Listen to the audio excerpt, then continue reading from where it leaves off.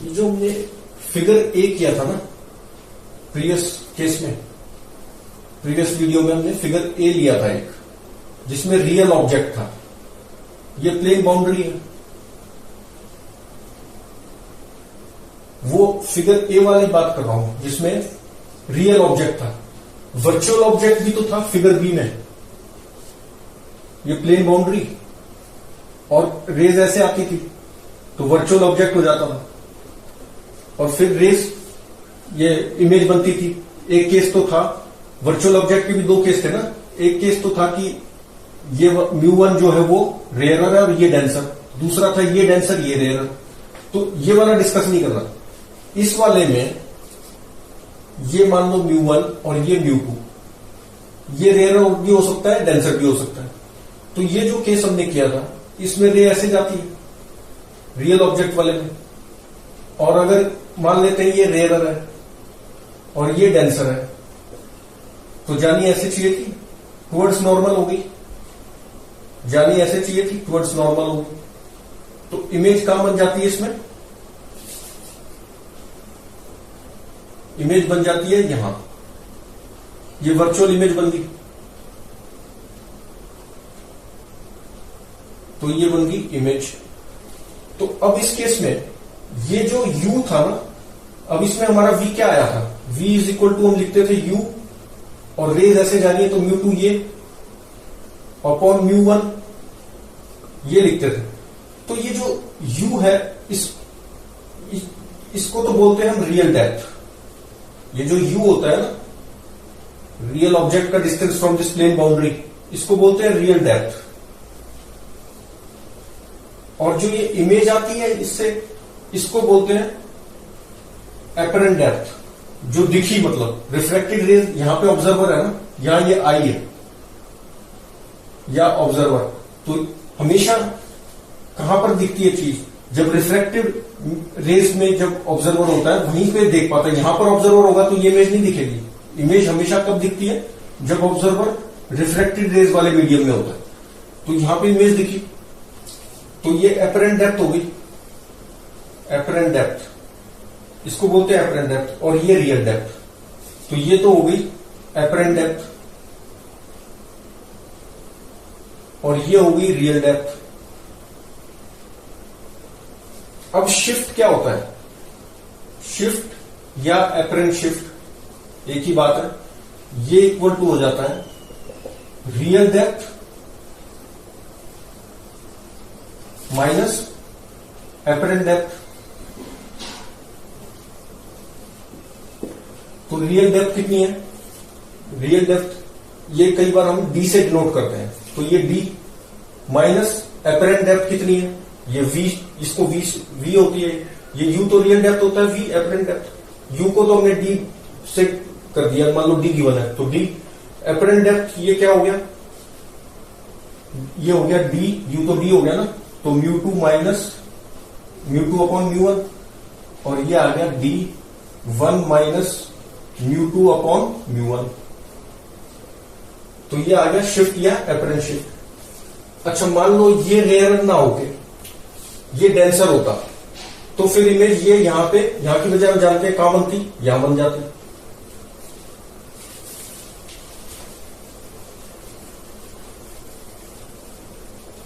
ये देखो, अगर ये ऑब्जेक्ट जो है ये μ1 मान लेते हैं डेंसर है, और ये μ2 जो है वो रेयरर है। ऑब्जेक्ट यहां रखा है, रेज ऐसे गई, ऐसे जानी चाहिए थी, ये रेयरर है, अवे फ्रॉम नॉर्मल होगी, ऐसी जानी चाहिए थी। ये रेयरर तो अवे फ्रॉम नॉर्मल, तो रेज कैसे आई? They appear to meet at this point, तो ये आई बन गया, और ये पी है। तो अब इसमें क्या हो गया? इस रियल डेप्थ कितनी होगी? डी। रियल डेप्थ तो ऑब्जेक्ट से होती है, तो ये है real depth. Real depth is D, D से डिनोट कर दी, और ये आई, ये पी आई क्या है? ये है एपरेंट डेप्थ। तो यहां पर कितना आ गया? Apparent shift is equal to apparent shift is equal to real depth minus apparent depth. तो रियल डेप्थ तो कितनी है डी, ये डी माइनस एपरेंट डेप्थ कितनी है, एपरेंट डेप्थ यहां पर है ये v कितना है यहां पे, v इज इक्वल टू वही अपना v जो होता है, v कितना होता है म्यू, ये म्यू 2 लिखेंगे ना, म्यू 2 अपॉन म्यू 1 और इनटू r, ये d, तो d 1 minus mu 2 by formula तो वही आएगा। तो अब लेकिन इस वाले केस में जब ये डेंसर ये रहेगा तो जो हमारी एपरेंट शिफ्ट है वो नेगेटिव आ रही है, क्योंकि म्यू 2 इज नहीं, इसमें तो पॉजिटिव आ रही है, इसमें तो पॉजिटिव आ रही है और इसमें नेगेटिव आ रही है। देखो म्यू 2 जो है वो डेंसर है, तो ये बड़ा हो गया 1 से, तो ये नेगेटिव आ गई। और यहां पर जब डेंसर से रे गई तो रियल डेप्थ ज्यादा थी एपरेंट डेप्थ से, तो ये पॉजिटिव आ गई। यहां पे रियल डेप्थ कम थी एपरेंट डेप्थ से, तो नेगेटिव आ गई। अब इससे एक चीज नोट करने की है कि जब भी फॉर्मूला तो वही है d1 minus mu 2 by mu 1, अगर ये पॉजिटिव आ जाती है तो शिफ्ट कहां होती है, इन डायरेक्शन ऑफ इंसिडेंट रेज। ये देखो अगर पॉजिटिव आई तो शिफ्ट कहां हो रही है, इंसिडेंट रेज इस डायरेक्शन में है तो शिफ्ट भी इधर ही है, और नेगेटिव आ जाती है तो शिफ्ट कहां हो रहा है, opposite to direction of incident rays, तो शिफ्ट यहां पर हो रहा है, ये शिफ्ट है। नेगेटिव आ गई तो शिफ्ट कहां है, opposite to direction of incident rays, positive आ गई तो in the direction of incident raise.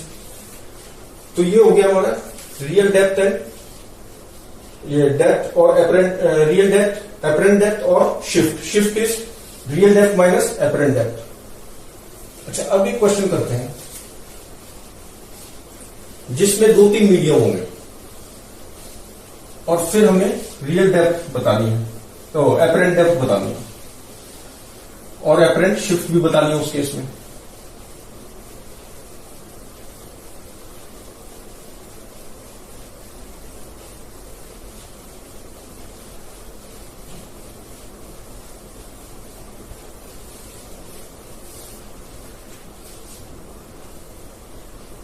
ये मान लो है यहां एक पॉइंट रखा है P, यहां एक पॉइंट P है, ये थिकनेस T1 है, ये मीडियम μ1 है, ये मान लेते हैं T2 है और मीडियम μ2 है, ये मान लेते हैं T3 है और मीडियम μ3, यहां I है ऑब्जर्वर। तो ये एपरेंट इसमें क्या बताना है, find apparent depth and apparent shift, दोनों बताने हैं। एपरेंट डेप्थ और एपरेंट शिफ्ट कैसे बताएंगे, पहले एपरेंट डेप्थ निकाल लेते हैं। तो एपरेंट डेप्थ तो अगर मैं यहां से देखूं, यहां ऑब्जर्वर होता तो ये या तो ये ऊपर दिखता या यहां नीचे की साइड होता, ये तो डिपेंड करता है कि ये डेंसर है या ये डेंसर है, तो कुछ भी हो सकता है, ये डेंसर हो सकता है, ये रेयर। लेकिन हम तो जानते हैं कि एपरेंट डेप्थ क्या होती है, एपरेंट डेप्थ यहां से अगर देखूं तो क्या आएगी, apparent depth when viewed from μ2, तो कितना आएगी, this is equal to u तो हो गया T1 और रे ऐसे जाएगी तो μ2 ये बनेगा, μ2 अपॉन μ1। अच्छा तो ये आ गया एपरेंट डेप्थ, मतलब कहीं यहां दिखेगा, यहां जो भी है ये दिख गया। फिर उसके बाद यहां से देखूं apparent depth when viewed from μ3 से, ये μ0 है, तो μ3 से देखूं तो कितना आएगा, T2 प्लस T1 μ2 अपॉन μ1, ये और रेज अब यहां से जाने तो μ2 कितना हो गया, अब μ2 μ3 हो गया और μ1 μ2 है। अच्छा अब यहां से देखूं, यही मुझे चाहिए apparent depth when viewed from mu naught is equal to ये सारा T2 plus T1 mu2 upon mu1 और mu3 अपॉन mu2। अच्छा, ये तो आ गया u, और फॉर्मूले के हिसाब से mu2 बाई mu1, mu2 अब है mu नॉट अपॉन mu3। तो ये आंसर है, यही चाहिए था। तो ये कितना आ गया, दिस इज इक्वल टू, इससे इसको मल्टीप्लाई कर देते हैं तो म्यू नॉट तो कॉमन ले लेते हैं, सभी में म्यू नॉट तो बाहर आ गया, mu3 को अंदर ले गया। ये कितना, ये T3 आएगा ना, T3 प्लस दिस आएगा, T3 भी तो ऐड होगा इसमें, हाँ, T3 प्लस T2, मतलब T3 प्लस ये सारा, ये गलत लिख दिया ना, ये जहां से देखेंगे तो T3 भी आ गया, और ये तो था ही सारा। तो म्यू नॉट तो कॉमन है ही, बाहर रख दिया, इसको अंदर ले गए, तो T3 बाय ये हो गया mu3 प्लस T2, mu3 को अंदर ले जाएंगे, एक मिनट दोबारा करते हैं। पहले ये तो कॉमन है ना, इसको बाद में सॉल्व करते हैं, पहले इसी को अंदर वाले को करते हैं। तो T3 और ये T2 प्लस T1 सारे क्या कॉमन है ना, ऐसे है ये। तो ये T3 पहले अंदर वाले को सॉल्व करें, तो T3 और ये आ गया T2 mu3 upon mu2 plus T1 और mu2 कैंसिल हो गए, mu3 बाय mu1। अब इसके बाहर है mu नॉट अपॉन mu3 को अंदर ले जाते हैं, तो mu नॉट तो बाहर ही रख दिया, mu3 अंदर आया तो T3 upon mu3 plus mu3 cancel तो T2 upon mu2 plus mu3 cancel तो T1 अपॉन mu1। तो ये आ गया अपरेंट डेप्थ, ये आंसर है। तो अपरेंट डेप्थ तो ये आ गया। जब भी यहां से देखें, अब इसमें कोई भी डेंसर लेयर हो सकता था। अच्छा, एक चीज नोट करें इसमें, अगर मान लो ये एयर होता तो mu2 कितना होता, 1, तो mu2 यहां 1 रखेंगे, तो अपरेंट डेप्थ जो है इसका T2 ही रह जाता, क्योंकि एयर है तो फिर सेम ही रह गया, ना कुछ बढ़ा ना कुछ कम हुआ रेयर डेंसर के हिसाब से। अच्छा, ये हो गया T2 mu2। अच्छा, ये डायरेक्टली भी मैं लिख सकता था। इसका मीनिंग क्या है, अपरेंट डेप्थ यहां से देख रहे हैं तो सभी मीडियम्स का with respect to mu naught add कर दो। Apparent depth of this medium with respect to mu naught plus apparent depth of this medium with respect to mu naught plus apparent depth of this medium with respect to mu naught. अब इसका apparent depth क्या होगी, apparent depth of this medium with respect to mu naught क्या होगी, वही formula अपना, mu you कितना हो गया, यू तो इसमें T1 आ गया, और mu2 बाई mu1 मतलब इसके रिस्पेक्ट में mu2 म्यू नॉट हो गया अपॉन mu1।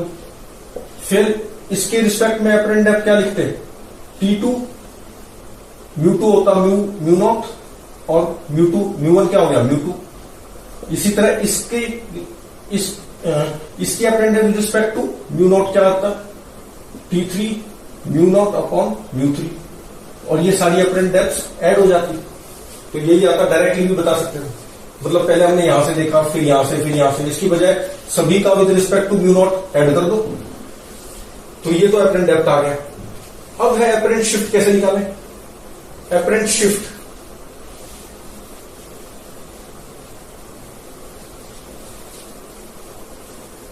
तो अपरेंट शिफ्ट क्या होती है, अपरेंट शिफ्ट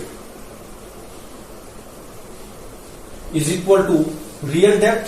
अभी हमने किया था सिंगल मीडियम के लिए, किया था ना, जब एक मीडियम से दूसरे में जा रहा था, अभी 3 है तो ऐड हो जाएगा, real depth minus apparent depth.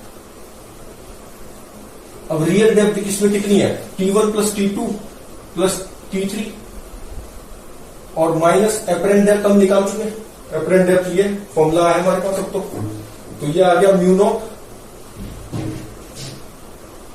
T1 by म्यू1 प्लस T2 बाई म्यू2 प्लस T3 बाई म्यू3,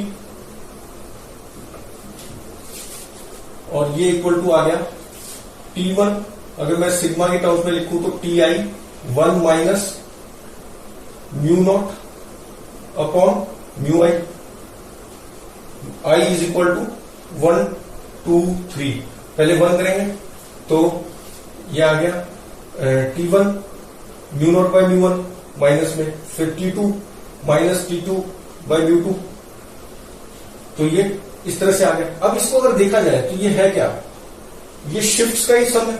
जो हमने एक मीडियम के लिए निकाली थी वो शिफ्ट क्या थी, यही तो थी T1 1 minus mu not by mu 1, ये पहले मीडियम के लिए शिफ्ट होगी, इसकी शिफ्ट, फिर इसकी शिफ्ट, शिफ्ट भी सारी ऐड हो रही है, टोटल शिफ्ट जो निकलेगी वो इंडिविजुअल शिफ्ट का सभी तो है।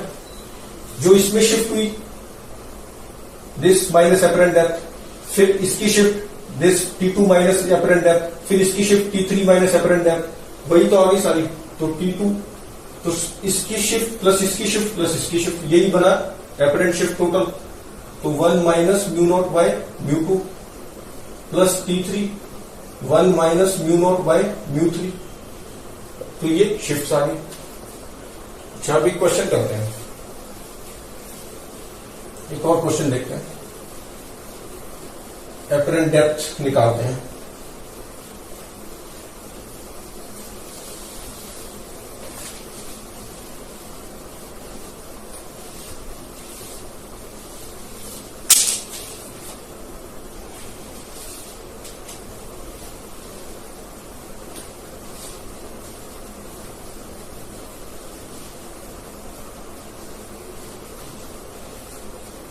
ये मान लो एक बकेट है, इसमें लिक्विड है, ये जो बेस था ना इसको सिल्वर कर दिया, मिरर बना दिया। ये जो पॉइंट है एक पी पॉइंट है, ये जो है डी हाइट पे है, डी डेप्थ नीचे है, और ये एच डेप्थ नीचे है। मिरर से कितना ऊपर है पी पॉइंट एच, और टॉप से डी नीचे, ऑब्जर्वर यहां पर है, ऐसे आई है। और ये सारे क्वेश्चन हम पैरेक्सियल कंडीशन कर रहे हैं, मतलब इसके क्लोज टू दिस, ये प्रिंसिपल एक्सिस माने तो प्रिंसिपल एक्सिस होता नहीं इसमें, लेकिन क्लोज टू दिस रेज जा रही है। पिछले वाले क्वेश्चन भी सारे सब जो है वो पैरेक्सियल कंडीशन में है। क्वेश्चन ये है कि फाइंड,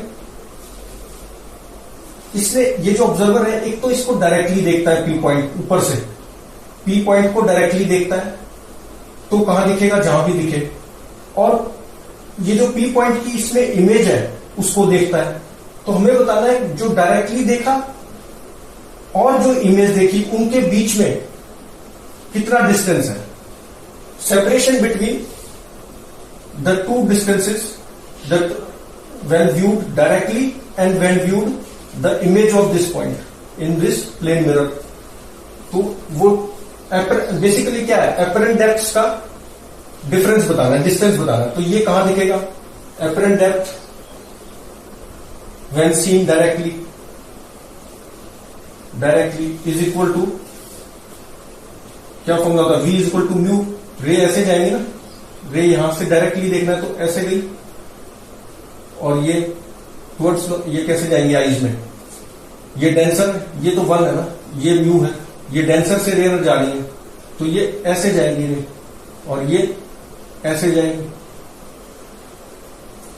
ये रे ऐसे गई ना, डेंसर टू रेयर, तो ये पास में दिखेगा। अगर रेयर से डेंसर जाती तो दूर दिखता है। तो ये कितना हो गया, म्यू टू तो 1 है, अपॉन म्यू 1 म्यू है, और यू कितना है डी। अब इसको नेगेटिव लेंगे तो इमेज भी यहां नेगेटिव, और इंसिडेंट रेज ऐसे है, तो ये कितना आ गया डी बाय म्यू। तो ये जो डी ये थी ना डी, तो अब ये दिखा कहां पे, यहां पे डी बाय म्यू पे, यहां दिखा, एपरेंट डेप्थ होगी डी बाय म्यू।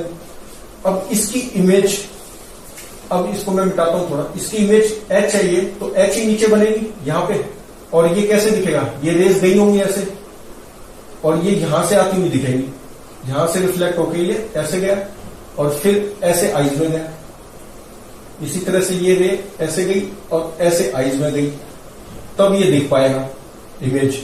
और ये कहां से आती हुई दिखेंगी, यहां से, तो ये इमेज है, ये h हाइट ये है, दिस इज h, क्योंकि प्लेन मिरर में सेम हाइट पे बनती है। तो अब ये इसको कहां दिखेगा, इसके लिए तो आई के लिए सारा वाटर है, वर्चुअल है ना, तो वाटर की तरह ट्रीट होगा ये भी। तो apparent depth when image is seen, apparent depth when the apparent depth of image is equal to d plus 2h, ये तो हो गया u, और μ2 by μ1 होता है फॉर्मूला, तो μ2 कितना है 1 by μ। अब डिफरेंस कितना हो जाएगा, दिस माइनस दिस, ये मान लो कहीं यहां दिख रहा होगा और ये यहां दिखा, तो इनका डिफरेंस, तो d plus 2h upon mu minus d by mu, this is equal to 2h by mu. यह आंसर हो गया।